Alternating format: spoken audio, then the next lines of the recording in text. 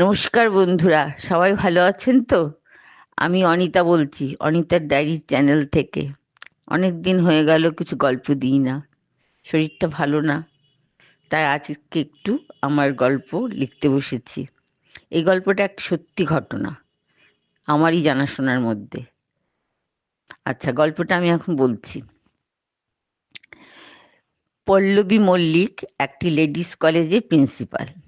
ছোটবেলা থেকেই লেখাপড়া করতে খুব ভালোবাসতো। লেখাপড়া ওর কাছে একটা খেলার মতো লাগতো।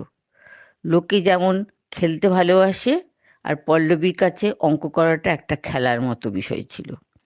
সময় পেলেই অন্য বোনেরা রেডিও দেখতো, টিভি শুনতো, গল্পের বই পড়তো, কিন্তু আর পল্লবী তখন অঙ্কের বই নিয়ে বসে যেত নতুন নতুন অঙ্ক করার জন্য। যেই প্রশ্নমালাগুলো করানো হয়নি সেইগুলো করতেও খুব ভালো লাগতো। পারতো না, তাও চেষ্টা করতো। আমি সেই 60-70 দশকের কথা বলছি। তখন টিভির যুগ ছিল না, একটু একটু ছিল। হাতে হাতে গুণে বলা যেত পাড়ায় কতজনের বাড়িতে টিভি ছিল। কিন্তু পল্লবী সময় পেলে বা রবিবারের ছুটির দিন ঘুমিয়ে পড়তো না, অঙ্ক করতো বসে বসে। অঙ্কটা ওর একটা প্যাশন ছিল। কোনো অঙ্ক আটকে গেলে যতক্ষণ না মেলাতে পারতো ততক্ষণ খাওয়া ঘুম সব বন্ধ হয়ে যেত। পল্লবীর বাবা একটা গভর্নমেন্টের স্কুলে অঙ্কের টিচার ছিলেন।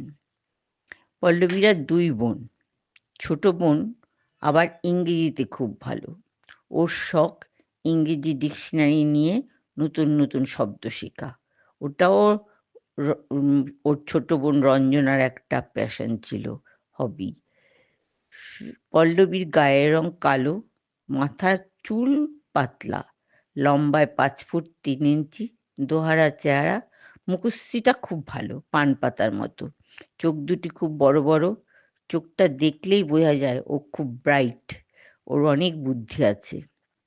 পল্লবী অঙ্কে মাস্টার্স করেছে, তারপর পিএইচডি করেছে কলকাতা ইউনিভার্সিটি থেকে।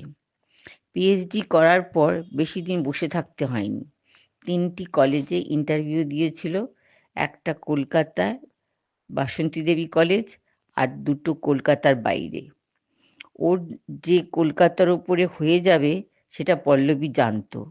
ওর মা মল্লিকা, বাবা প্রসাদবাবু স্থির বিশ্বাস ছিল যে পল্লবীর কলকাতাতেই চাকরি হবে। পল্লবী প্রথমে অঙ্কের প্রফেসর হয়ে জয়েন করলো। পল্লবী একটু রাগী প্রফেসর ছিল। ও যখন ক্লাসে বসতো তখন ওর মাত্র বয়স 25+। প্রথমে সবাই ভাবতো ওকে ক্লাসে কেউ মানবে না, বয়সে এত ছোট প্রফেসর। অনার্স ক্লাসে গোটা 15-16 জন মেয়ে অঙ্কে অনার্স পড়ছে। পল্লবী প্রথমে রাগী হলেও পরে আস্তে আস্তে ছাত্রীদের সঙ্গে খুব বন্ধুর মতো হয়ে গিয়েছিল। 60-70 দশকে মেয়েরা বড় হলেই মা বাবার চিন্তা হয়ে যায় মেয়েকে কবে বিয়ে দেবে। পল্লবীর ক্ষেত্রেও তাই হয়েছে। কিন্তু গায়ের রং কালো বলে খুব ভালো একটা ছেলের খোঁজ পেত না। ছেলের বাড়ি থেকে প্রথমেই জিজ্ঞেস করতো মেয়ের গায়ের রং কেমন। 60-70 দশকে ওই রকমই হতো। যখনই শোনে কালো, তখন তারা পিছিয়ে যায়। এত লেখাপড়া জানা সত্ত্বেও পল্লবীর সহজে বিয়েটা হচ্ছিল না। আর 60-70 দশকে তখন মেয়েরাও খুব একটা চাকরি করতো না। নিজেরা বাড়িতে 2-একটা টিউশনি করতো, চাকরি করতো না। এদিকে পল্লবীর ছোট বোন রঞ্জনাও মাস্টার করে ফেলেছে ইংরেজিতে। ওর বাবা চাকরি করার কোনো কিছুই ইচ্ছে নেই, ওর আবার চাকরি করার কোনো ইচ্ছে নেই। প্রথম থেকেই বলে, না বাবা, আমি চাকরি করব না, আমি একটা পাক্কা গৃহিণী হব। স্বামী অফিস যাবে, আমি বাড়িতে বসে ওর পয়সায় খাবো, ঘুমাবো, বন্ধুদের সঙ্গে সিনেমায় যাব, হোটেলে যাব। পল্লবীর বোন রঞ্জনার গায়ের রং আবার খুব ফর্সা, ওর মা মল্লিকার মতো গোলাপি ফর্সা, মাথায়ও খুব চুল আছে। রঞ্জনা দেখতে বাড়িতে এক কথায় বাজারে পাত্রী হিসাবে বেশ দামি। আগে ঘটকরা সম্বন্ধ নিয়ে আসতো, সেই ৭০-৭০ দশকে। তখন তারা পল্লবীর বদলে রঞ্জনাকে ছেলের বাড়িতে দেখাতে বলতো। তখন পল্লবীর মা বাবা বলতো, না না, আমার বড় মেয়ে রয়েছে, আমি এখন ছোট মেয়েকে দেখাবো কেন? রঞ্জনার জন্য সম্বন্ধ, পল্লবীর জন্য সম্বন্ধ আনুন। এইভাবে বেশ কয়েক বছর কেটে গেছে। এদিকে পল্লবীর বাবা প্রসাদবাবু রিটায়ারেরও সময় হয়ে গেছে। একটা মেয়েকে অন্তত রিটায়ার আগে বিয়ে দিতে চান তিনি। পল্লবী দেখছে বাবা ও মার খুব মন খারাপ থাকে সব সময়। পল্লবী একদিন বাবাকে গিয়ে বলল, বাবা, আমি গৌহাটিতে একটা কলেজের প্রিন্সিপালের পোস্টের জন্য ইন্টারভিউ দিতে যাব। বাবা তো খুব খুশি। প্রসাদবাবু বললেন, তোর বিয়েটা যদি দিতে পারতাম খুব ভালো হতো রে। পল্লবী বলল, না বাবা, আমার যখন হচ্ছে না এখন আমি করব না। তোমরা রঞ্জনাকেই বিয়ে দাও, রঞ্জনার জন্যই চেষ্টা করো।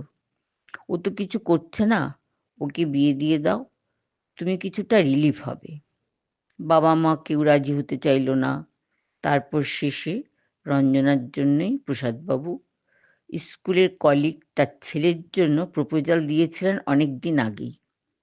কলিগ রথিনের ছেলে বম্বে স্টিল ফ্যাক্টরিতে একটা ভালো পোস্টে চাকরি করে, গাড়ি বাড়ি সব নিজে করেছে।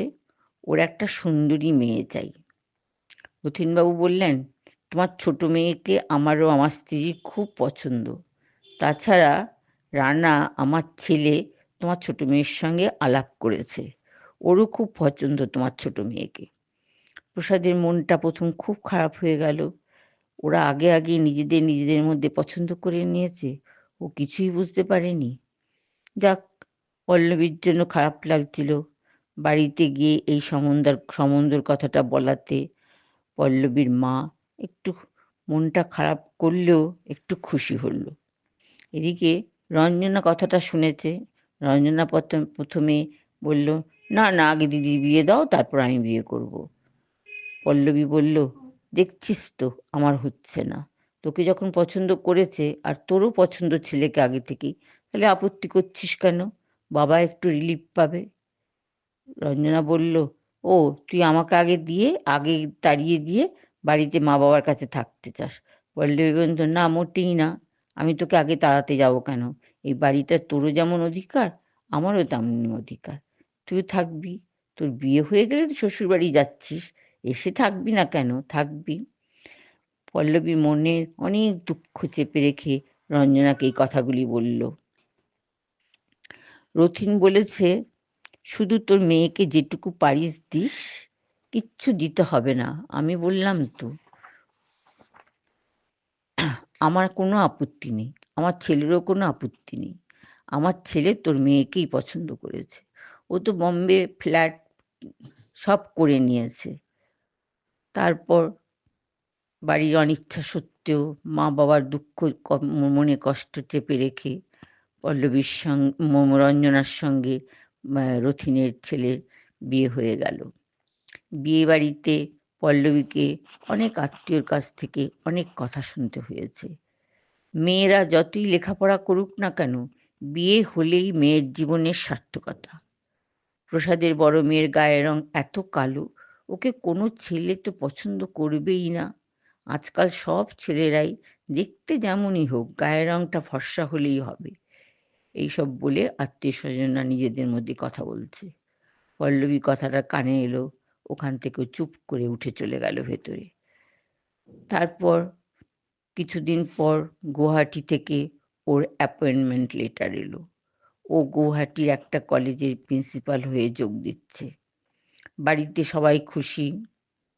রঞ্জনাও শ্বশুর বাড়ি চলে গেছে। এবার পল্লবীও গুয়াহাটি চলে যাবে। বাড়িতে একটা ফাঁকা হয়ে যাচ্ছে। প্রসাদবাবু এখনো রিটায়ার করেননি, আর কয়েক মাস বাকি আছে। পল্লবীর যাবার দিন মল্লিকা মানে পল্লবীর মা খুব কান্নাকাটি করছিল। পল্লবী বলল, তুমি কাঁদছো কেন মা? রঞ্জনাও তো আসবে এখানে, এসে তোমাদের সাথে কিছুদিন কাটাবে, আমিও আসবো। প্রসাদ বলল, কান্নাকাটি করো না, ওর কেরিয়ারটা ওকে করতে দাও।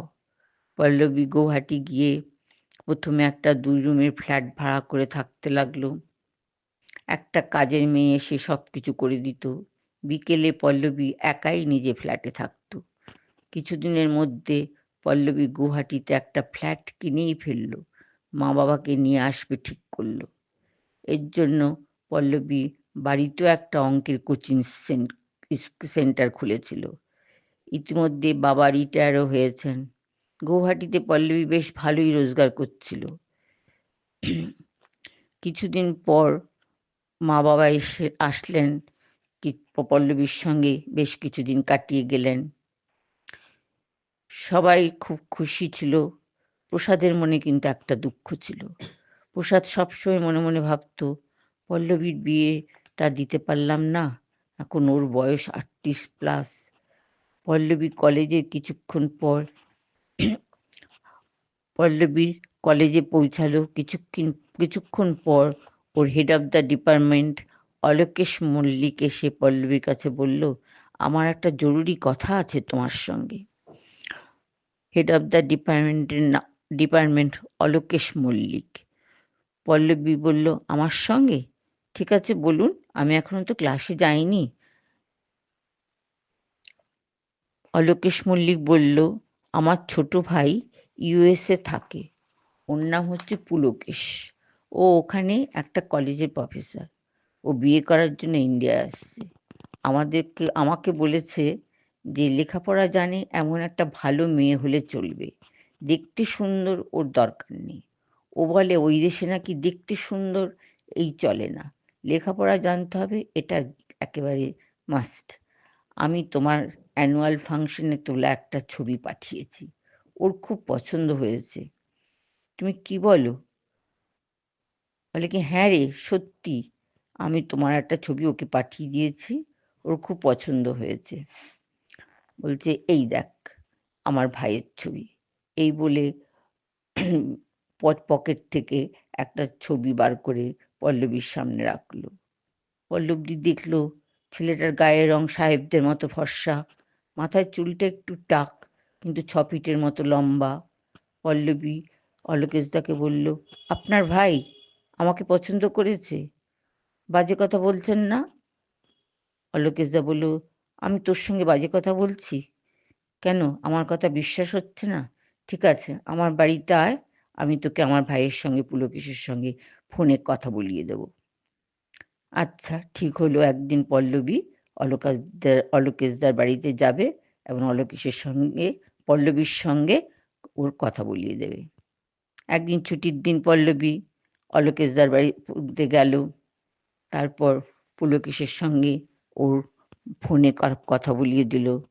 অনেক কথা বলল ওরা। কথা বলার আর যেন শেষই হয় না। কথা বলার পর প্রেম হলো। এখন মাঝে মাঝে ওরা নিজেদের মধ্যে ফোন করে আর কথা বলে।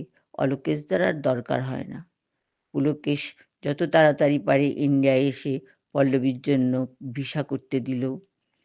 পল্লবীর পাসপোর্ট আগেই করা ছিল, কারণ পল্লবী প্রথম থেকেই চেয়েছিল কলকাতায় আর ইন্ডিয়ায় আর থাকবে না। কারণ ওকে এত অসম্মান করতো লোক কালো বলে, একেবারে দেওয়ালে পিঠ ঠেকে গিয়েছিল। ও আগে থেকেই ইন্ডিয়ার বাইরে যাওয়ার জন্য পরিকল্পনা করছিল। দেখ, পুলকেশের সঙ্গে পল্লবী রেজিস্ট্রি হয়ে গেল। একটা গেট টুগেদার হলো। রঞ্জনাও এসেছিল বম্বে থেকে। পল্লবী 1987-এ 18 মার্চ ইউএসএ পাড়ি দিল। ওখানে পল্লবী ও পুলকেশ খুব ভালো থাকুক, ভগবানের কাছে এই প্রার্থনা করে আমার ডায়েরি বন্ধ করলাম। বন্ধুরা, আমার গল্প কেমন লাগলো? আজকাল কালো মেয়ে শুনলে সব ছেলেরা পিছিয়ে যায়। এখনো কালো মেয়ে শুনলে সব ছেলেরা পিছিয়ে যায়। কেন জানি না। আমাদের যুগ কবে লেখাপড়া জানাকে মর্যাদা দেবে গায়ের রঙের চেয়ে, আমি জানি না। বন্ধুরা, আমার গল্পটা এখানেই শেষ করলাম।